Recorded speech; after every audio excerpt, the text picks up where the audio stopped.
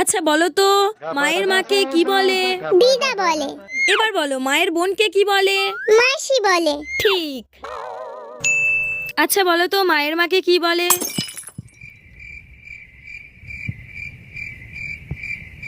মা, আমার তো মা নেই। এটা তুমি কি বলছো? সত্যি বলছি, মাটা কি আমি জানি না, আমার মা নেই। তোমার মা নেই? তোমাকে রোজ কে খেতে দেয়? কে স্কুলে নিয়ে আসে? কে টিউশনে নিয়ে আসে? কে ঘুম পাড়িয়ে দেয়?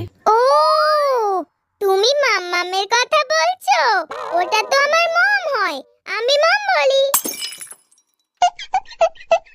আচ্ছা তোমার পরিবারে কে কে আছে আমায় একটু বলো তো। মম, বম, কাক, গ্র্যানি, দাদা, দাবাই, দিবাই, মনি।